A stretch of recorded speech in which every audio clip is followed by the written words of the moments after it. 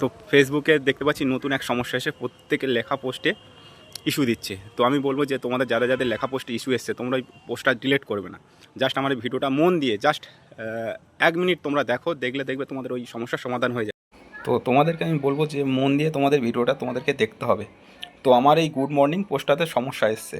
তো আমি এই পোস্টটাতে ধরো আমি কিছু আর্নিং পেয়েছি বা এই পোস্টটাতে এঙ্গেজমেন্ট পেয়েছি। আমার যাতে পোস্টটা যেন না ডিলিট করতে হয়, ডিলিট যদি করে দিই তাহলে আমার এঙ্গেজমেন্টও কমে যাবে, রিস্ক কমে যাবে। তো তার জন্য আমার এই পোস্টটাতে আমি ডিলিট করব না। তো এই পোস্টটাতে আমি এডিটিং করে আমি নতুন করে আবার ফটো লাগিয়ে দেবো।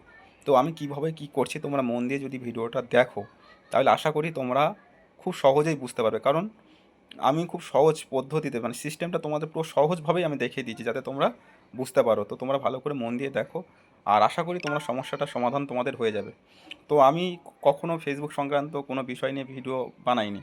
আমি যেটা নিজের থেকেই আমি করতে পারি বা আমার মনে হয় যে জিনিসটা আমার বন্ধুরা জানুক, তো তাদেরকে জানানোর জন্য আমি ভিডিও করি। তো আশা করি তোমরা এই ভিডিওটা মন দিয়ে দেখলে তোমরা টোটাল বিষয়টা জানতে পারবে এবং তোমাদের ওই সমস্যাটা থেকে তোমরা সমাধান খুঁজে পাবে।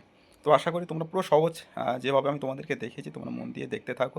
দেখলে তোমরা ঠিক বুঝতে পারবে আমি কিভাবে নতুন করে ওই জায়গাটায় লেখা পোস্টারতে আমি না ডিলিট করে নতুন করে ফটোটা কিভাবে লাগিয়ে দিলাম। তো আমার ভিডিওটা যদি তোমাদেরকে একটু ভালো লেগে থাকে বা কোনো উপকারে লাগে, তো আমার এই ভিডিওটা তোমরা শেয়ার করে রাখতে পারো, তোমাদেরকে কোনো বন্ধুকে দিতে পারো যাতে সেই বন্ধুটার কোনো উপকার হয় বা কাজে লাগে।